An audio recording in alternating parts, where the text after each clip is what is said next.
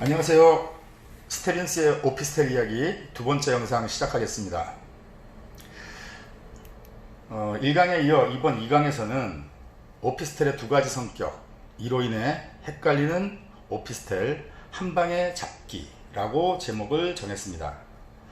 731 지방세법 시행령이 개정되면서 주거용 오피스텔도 주택수에 포함된다는 내용 때문에 많은 분들이 좀 혼란스러워 했는데요.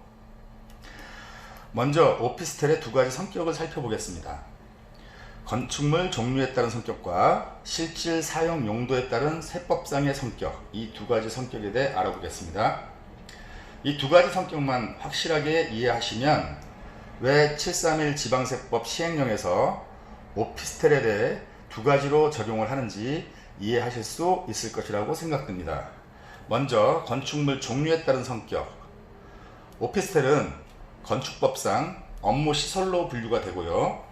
또한 지난번 1강에서 설명드린 바와 같이 2010년 주택법에서 준주택으로 분류가 되어서 주거기능이 강화되긴 했지만 어쨌든 결론은 주택이 아닙니다. 주택이 아니기에 주택 공급 관점에서 주거용 오피스텔을 소유하더라도 무주택자로 분류가 되고요. 따라서 청약시 무주택자 자격이 유지됩니다. 취득시에도 업무시설에 부과되는 4%의 취득세가 부과됩니다. 다음으로 세금 관점인데요. 세금은 대원칙이 있습니다. 명칭이 무엇이건 간에 실질 사용 용도에 따라 부과한다는 것입니다. 오피스텔이 업무시설이지만 이것을 주거로 사용한다면 주택과 관련한 세금을 부과한다는 것입니다. 이런 토지의 경우에서 흔히 볼 수 있는데요. 지적도상에 임야로 등록이 되어 있는데 이것을 형질 변경을 통해서 집을 짓고 주택으로 사용하고 있다면 해당 토지는 대에 대한 세금이 부과됩니다.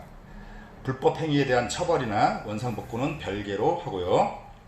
그래서 같은 논리로 오피스텔을 주거로 사용하고 있다면 주택분 재산세와 같이 주택에 부과되는 세금을 부과하게 되는 것입니다. 이렇게 주택 공급 관점과 세금 관점, 이 두 가지 성격을 잘 이해하고 있다면 많은 도움이 될 것 같으니까요. 꼭 기억하시기 바랍니다. 지난 7월 31일 지방세법 시행령이 개정되었는데요. 다주택자에 대한 취득세를 중과하겠다는 내용이 골자였습니다. 규제지역에서 2주택자는 8%, 3주택자 이상은 12%의 취득세를 부과하겠다는 내용이었는데요. 본문 어디에도 오피스텔에 대한 언급은 없었습니다. 그런데 부록 형식으로 첨부된 주요사항 Q&A 7번 항목에서 오피스텔도 주택수에 포함되는지 라고 묻고 주거용 오피스텔은 주택수에 포함한다는 답변을 달았습니다. 단서조항에 법 시행 이후 신규 취득하는 오피스텔부터 적용한다고 되어 있네요. 그래서 제가 법제처 홈페이지에서 확인해 보니까 지방세법 13조 2항에 취득세 중과 내용이 있고 개정은 8월 12일에 했고요. 법 시행은 8월 28일이라고 나와 있습니다. 따라서 20년 8월 28일 이전에 취득한 오피스텔은 상관이 없겠고요. 8월 27일 이후부터 신규 취득하는 주거용 오피스텔은 주택수에 포함되겠네요. 자, 이 부분 때문에 요즘 소위 전문가라고 하시는 유튜버들이 향후 오피스텔은 망했다고 영상을 만들어 소개하고 있는데요. 과연 그럴까요? 자, 이어지는 Q&A 8번 항목에서 오피스텔 분양권은 주택수에 포함되지 않는다고 했습니다. 아파트 분양권은 포함된다고 했기 때문에 아마 질문을 한 것 같아요. 그다음에 Q&A 9번에서는 오피스텔 취득 시 용도대로 건축물 취득세율 4%를 적용한다고 했습니다. 헷갈리긴 하지만 이 부분을 제대로 해석하지 못해서 오피스텔 망했다라는 잘못된 해석을 하게 된 것 같습니다.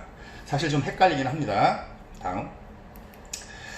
그래서인지 정부에서는 자세한 해설집을 통해서 또 한 번 중과대상 주택에 대해 언급합니다. 사진은 제가 해설집 내용을 따서 붙인 건데요. 밑줄 친 부분에 주거용 오피스텔 등은 중과 적용 대상이 아님이라고 정확히 표현하고 있습니다. 그런데 단서 조항에서 다만 주거용 오피스텔은 주택수 산정에는 포함이라고 하였는데요. 역시 헷갈리긴 하지만 아까보다는 조금 더 분명해졌죠. 주거용 오피스텔은 취득세 중과 대상이 아님, 이것은 명확해졌습니다. 그럼 주택수 산정에는 포함, 이것은 무엇을 의미하는 걸까요? 예를 들어 1주택을 소유한 사람이 있습니다. 이분께서 주거용 오피스텔을 하나 취득합니다. 방금 전 주거용 오피스텔은 중과 대상이 아니라고 했으니까 이때 취득하는 오피스텔 역시 중과 대상이 아닙니다. 두 번째 주거용 오피스텔을 취득해도 마찬가지고요. 몇 개를 계속해서 추가로 취득하더라도 오피스텔을 취득할 때는 아무런 영향이 없습니다. 그런데 주의하실 것은 주거용 오피스텔과 똑같이 생긴 도시형 생활주택 아파트형입니다. 겉보기에는 오피스텔과 똑같은데 도생은 주택법상 주택으로 분류가 됩니다. 따라서 신규 취득 시 중과 대상이고요. 주택임대사업자 등록도 아파트형은 불가합니다. 도생에 투자하신 분들이 여러모로 어려움을 겪고 있는데요. 앞으로는 이런 아파트형 도생은 피하시는 게 좋을 듯 제 생각입니다. 다음. 자, 이번에는 1주택과 한 개의 오피스텔을 가지고 계신 분이 이번에는 주택을 추가로 취득합니다. 이분은 2주택자가 되기에 8% 세율을 적용받을 것이라고 생각하겠지만 이때는 주거용 오피스텔이 주택 수에 산정되어서 3주택을 소유하는 것이 되어서 8%가 아닌 12%를 적용받게 됩니다. 이분의 경우는 오피스텔을 먼저 처분하고 주택을 취득하고 일시적 2주택자의 기준에 따라서 기존 주택을 처분하게 되면 중과를 피할 수 있겠네요. 자, 이렇듯 오피스텔은 신규 취득에 따른 불이익이 전혀 없습니다. 결론인데요.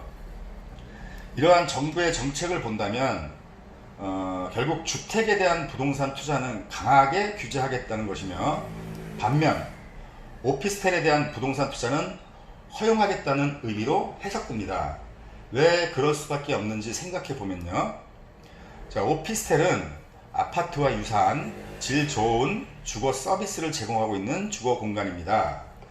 그리고 1강에서도 설명드렸지만 전체 오피스텔의 83%가 전월세에 사용되고 있으며 대부분 학생과 직장인, 특히 직장 초년생들이 학교나 직장과 가까운 곳에 세를 얻어서 생활하는 그런 것이죠.